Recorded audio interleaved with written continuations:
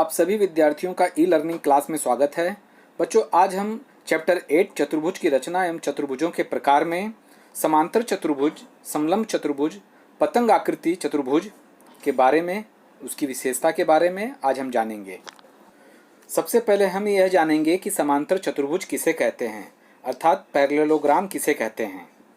तो बच्चों, जिस चतुर्भुज की सम्मुख भुजाएं परस्पर समांतर होती हैं उस चतुर्भुज को समांतर चतुर्भुज कहते हैं। यहाँ समांतर मतलब होता है कि समान अंतर पर होती हैं, अर्थात उनके बीच की दूरियां एक समान होती हैं। तो बच्चों, आपके स्क्रीन पर समांतर चतुर्भुज बनाया गया है और इस चतुर्भुज का नाम ABCD है। तो इसमें आप लोग देखेंगे दो जोड़ी समांतर चतुर्भुज हैं और इसमें विशेष ध्यान देने वाली बात यह है कि समांतर रेखाओं की तिर्यक रेखा द्वारा बने अंतःकोण परस्पर संपूरक होते हैं।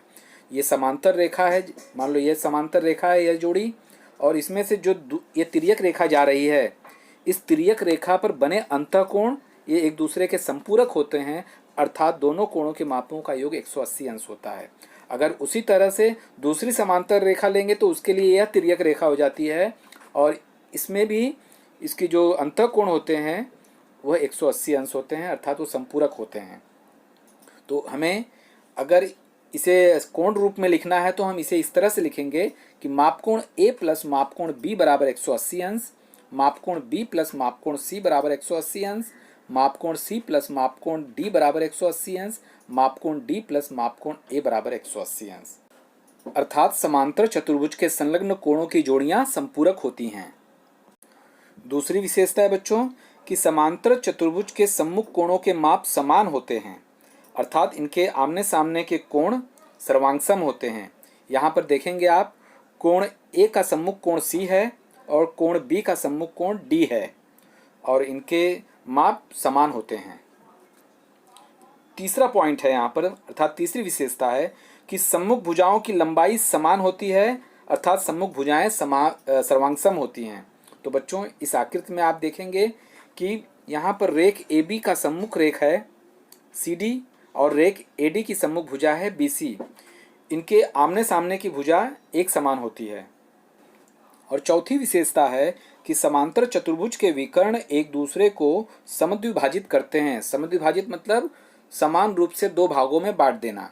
बच्चों, आकृति में देखेंगे आप कि यहाँ पर दो विकर्ण हैं, विकर्ण AC और विकर्ण BD, और दोनों विकर्ण एक दूसरे को बिंदु T पर प्रतिच्छेदित करते हैं, जिससे विकर्ण के दो समान भाग बनते हैं और दोनों भागों का माप समान होता है। अब हम जानेंगे समलंब चतुर्भुज किसे कहते हैं, अर्थात ट्रेपेजियम किसे कहते हैं। इंग्लिश में इसे ट्रेपेजियम कहते हैं। बच्चों, जिस चतुर्भुज के सम्मुख भुजाओं की एक ही जोड़ी समांतर होती है उस चतुर्भुज को समलंब चतुर्भुज कहते हैं। आपके स्क्रीन पर एक समलंब चतुर्भुज बनाया गया है। इस समलंब चतुर्भुज का नाम है WXYZ। इसमें रेख WZ तथा रेख XY ये सम्मुख भुजाओं की जोड़ी समांतर है, अर्थात इनके बीच की दूरी समान है। तो इस आधार पर बच्चों, समलंब चतुर्भुज के संलग्न कोणों की 4 में से 2 जोड़ियां संपूरक होती हैं, क्योंकि बच्चों समांतर रेखाओं के तिर्यक रेखा द्वारा बने अंतःकोण परस्पर संपूरक होते हैं, यह हमने पढ़ा है। अब इस आकृति में आप देखेंगे कि यहाँ पर समांतर रेखा WZ और XY है। इस समांतर रेखा को जो दो तिर्यक रेखाएं जा रही हैं वह रेख XW है और YZ है। इन तिर्यक रेखाओं पर दो अंतःकोण बनते हैं, दो जोड़ी अंतःकोण की बनती है। यहाँ पर कोण W का अंतःकोण कोण X है और कोण Z का अंतःकोण कोण Y है, और ये यहाँ पर संपूरक कोणों की दो जोड़ियाँ बनती हैं। इसलिए हम इसे इस प्रकार लिखेंगे, कोण W प्लस कोण X बराबर 180 अंश। यहाँ कोण W मतलब मापकोण W प्लस मापकोण X बराबर 180 अंश और मापकोण Y प्लस मापकोण Z बराबर 180 अंश। बच्चों, अब हम जानेंगे पतंग चतुर्भुज किसे कहते हैं। पतंग अर्थात बच्चों पतंगाकृति होती है, पतंग के समान आकृति होती है, इसीलिए इस चतुर्भुज को हम पतंग चतुर्भुज कहते हैं। इसकी परिभाषा क्या है, पहले इसे जानेंगे कि जिस चतुर्भुज का एक विकर्ण दूसरे विकर्ण का लंब समद्विभाजक होता है ऐसे चतुर्भुज को पतंग कहते हैं। अर्थात बच्चों, इसमें जो विकर्ण होता है पतंग का वह एक दूसरे को समकोण अर्थात 90 अंश डिग्री पर विभाजित करता है। इस आकृति में आप देखेंगे कि रेख AB सर्वांगसम रेख CB है और रेख AD सर्वांगसम रेख CD है, अर्थात AB का माप जो है वही CB का माप होगा और जो AD का माप होगा वही CD का भी माप होगा। उसी प्रकार यहाँ पर कोण देखिए, कोण BAD तथा कोण BCD का माप भी समान होगा, अर्थात यह सर्वांगसम होंगे। इस आधार पर बच्चों पतंग चतुर्भुज के हम दो गुणधर्म बता सकते हैं। नंबर 1, पतंग चतुर्भुज के संलग्न भुजाओं की दो जोड़ियां सर्वांगसम होती हैं, और नंबर दूसरा, पतंग चतुर्भुज के सम्मुख कोणों की एक जोड़ी सर्वांगसम होती है। बच्चों, इस चतुर्भुज के गुणधर्म के आधार पर आपके पाठ्य पुस्तक में कुछ उदाहरण हल किए गए हैं। उन उदाहरणों को हम समझेंगे। सबसे पहला उदाहरण दिया गया है, समांतर चतुर्भुज के संलग्न कोणों के माप 5x ऋण 7 अंश तथा 4x धन 25 अंश हो तो उन कोणों के माप ज्ञात कीजिए। बच्चों, इसका हल भी यहाँ दिया गया है। जैसा कि हम जानते हैं कि समांतर चतुर्भुज के संलग्न कोण संपूरक होते हैं, और अभी अभी हमने गुणधर्म में भी इसे पढ़ा है। तो यहाँ पर जो दोनों कोण दिए गए हैं वह संलग्न कोण है, अर्थात संपूरक कोण है, इसीलिए इनका माप 180 अंश का होगा। तो यहाँ दिया गया है 5x ऋण 7 धन 4x धन 25 बराबर 180। तो यहाँ पर 5x धन 4x को जोड़ देंगे 9x होता है, और ऋण 7 धन 25 का योग करेंगे तो हमें असमान चिन्ह होने के नाते इसे घटाना पड़ेगा। तो घटाने पे उत्तर प्राप्त होता है 18। चूँकि 25 में धन का चिन्ह लगा हुआ है तो 18 के पहले हम धन का चिन्ह लगाएंगे, अर्थात बड़े अंक का चिन्ह लगाते हैं। तो यहाँ इस प्रकार यहाँ लिखा गया है 9x धन 18 बराबर 180। अब हम पक्षांतरण करेंगे x का मान निकालने के लिए। तो 9x यहीं पर रखेंगे, बराबर 180 में से धन 18 को पक्षांतरण करके इस तरफ लेके आएंगे तो ऋण 18 हो जाता है। तो 180 में से 18 घटाते हैं तो 162 प्राप्त होता है, अर्थात 9x बराबर 162।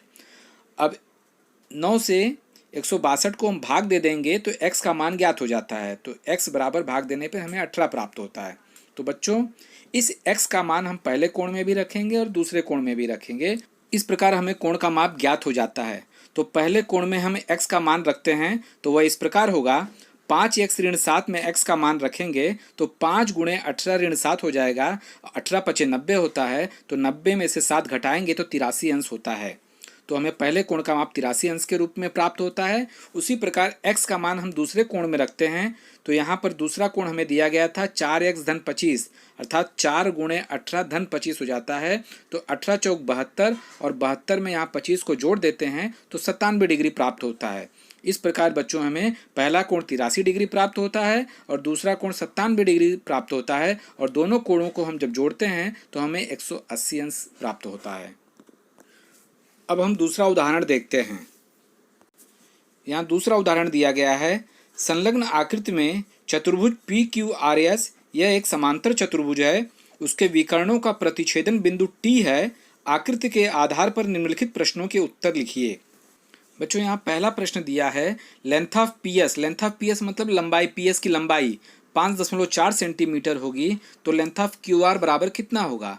तो बच्चों, लेंथ ऑफ QR बराबर भी 5.4 सेंटीमीटर होगा, क्योंकि हमने अभी पढ़ा था कि समांतर चतुर्भुज की सम्मुख भुजाएं सर्वांगसम होती हैं, अर्थात जो एक भुजा का माप होगा वही दूसरी भुजा का भी माप होगा। दूसरा प्रश्न यहाँ पूछा गया है, यदि लेंथ ऑफ TS बराबर 3.5 सेंटीमीटर हो तो लेंथ ऑफ QS बराबर कितना होगा? तो बच्चों, यहाँ देखेंगे QS जो है ये विकर्ण है और TS है ये आधा है, उसका आधा पार्ट है। तो यहाँ पर TS का माप 3.5 दिया गया है, तो QS का माप इसका डबल होगा। तो 3.5 में 2 का गुणा करेंगे तो 7 सेंटीमीटर होगा, क्योंकि हम जानते हैं कि समांतर चतुर्भुज के विकर्ण परस्पर समद्विभाजित करते हैं, अर्थात 2 समान भाग में विभाजित करते हैं। और तीसरा प्रश्न है, माप कोण QRS बराबर 118 अंश हो तो माप कोण QPS कितना होगा? बच्चों, जैसा कि हम जानते हैं समांतर चतुर्भुज के सम्मुख कोण सर्वांगसम होते हैं। यहाँ पर कोण QRS और कोण QPS ये एक दूसरे के सम्मुख कोण है। यदि यहाँ पर माप कोण QRS बराबर 118 अंश दिया गया है तो माप कोण QPS बराबर भी 118 अंश ही होगा। और चौथा प्रश्न यहाँ पर दिया गया है, माप कोण SRP बराबर 72 अंश हो तो माप कोण RPQ बराबर कितना होगा? जैसा कि हम जानते हैं समांतर चतुर्भुज के एकांतर कोण सर्वांगसम होते हैं, अर्थात यहाँ पर कोण SRP और कोण RPQ ये एक दूसरे के एकांतर कोण है। इसलिए यदि माप कोण SRP बराबर 72 अंश होगा तो माप कोण RPQ बराबर भी 72 अंश होगा। अब हम तीसरा उदाहरण देखते हैं। चतुर्भुज CWPR के क्रमिक कोणों के मापों का अनुपात क्रमशः 7:9:3:5 है। तो उस चतुर्भुज के कोणों के माप ज्ञात कीजिए तथा चतुर्भुज का प्रकार बताइए। तो यहाँ पर हल दिया गया है कि माना मापकोण C, मापकोण W, मापकोण P, मापकोण R, इनका जो अनुपात है वह क्रमशः 7:9:3:5 जो प्रश्न में दिया गया है उस प्रकार लिख दिया गया है यहाँ पर। और इसमें मापकोण C, मापकोण W, मापकोण P तथा मापकोण R के माप क्रमशः 7x, 9x, 3x, 5x माना गया है। तो मतलब हमें x का मान ज्ञात करना है जिससे कि हमें प्रत्येक कोण का माप ज्ञात हो जाए। तो हम सभी जो कोण माने गए हैं चारों कोणों को हम जोड़ देंगे और बराबर 360 अंश यहाँ लिखेंगे और यहाँ लिखा गया है। क्योंकि बच्चों चतुर्भुज के चारों कोणों के मापों का योग 360 अंश होता है, यह हमें ज्ञात है, इसीलिए यहाँ पर चारों कोणों को जोड़ा गया है और 360 अंश लिखा गया है। अब हम इन 7x धन 9x धन 3x धन 5x को जोड़ते हैं तो कुल 24x हो जाता है। तो यहाँ लिखा गया है 24x बराबर 360 अंश। और x का मान इस प्रकार ज्ञात करेंगे कि x को वहीं पर छोड़ देंगे और 24 से 360 को भाग देंगे तो हमें 15 प्राप्त होता है, इसलिए यहाँ पर x का मान 15 प्राप्त होता है। अब इस 15 को हम 7x, 9x, 3x और 5x में क्रमशः रखकर उसका कोण प्राप्त करेंगे। तो यहाँ पर माप कोण C बराबर 7x दिया गया है, तो 7 गुणे 15 लिखेंगे, x की जगह हम 15 रखेंगे तो हमें 105 अंश प्राप्त होता है। और यहाँ पर माप कोण W बराबर 9 गुणे x दिया गया है, अर्थात 9 गुणे 15 बराबर 135 अंश प्राप्त होता है। और माप कोण P बराबर हमने माना था 3x, अर्थात यहाँ पर 3 गुणे 15 हो जाता है तो 45 अंश बनता है। और यहाँ पर हमने माप कोण R बराबर 5x माना था, अर्थात 5 गुणे 15 बराबर 75 अंश हो जाता है। तो बच्चों यहाँ पर देखो दिया गया है कि माप कोण C प्लस माप कोण R यह संलग्न कोण है, इसका माप जोड़ने पर हो जाता है 180 अंश। इसलिए यहाँ पर भुजा CW और भुजा RP यह समानांतर भुजा है। और दूसरा यहाँ नीचे दिया है माप कोण C प्लस माप कोण W बराबर 240 अंश होता है, अर्थात यह 180 अंश नहीं होता है, अर्थात यह संपूरक कोण नहीं बनाता है। इसलिए भुजा CR तथा भुजा WP समांतर नहीं है, क्योंकि हम जानते हैं समांतर चतुर्भुज के संलग्न कोणों की जोड़ियां संपूरक होती है, अर्थात 180 अंश की होती है। और यहाँ पर कोण की एक जोड़ी 240 अंश बना रही है, इसीलिए यह समांतर चतुर्भुज नहीं होगा। बच्चों चतुर्भुज CWPR के सम्मुख भुजाओं की एक जोड़ी यहाँ समांतर है, क्योंकि यहाँ पर दो संलग्न कोणों की जोड़ियाँ संपूरक हैं, इसीलिए चतुर्भुज CWPR एक समलंब चतुर्भुज कहलाएगा। आज के लिए इतना ही, धन्यवाद।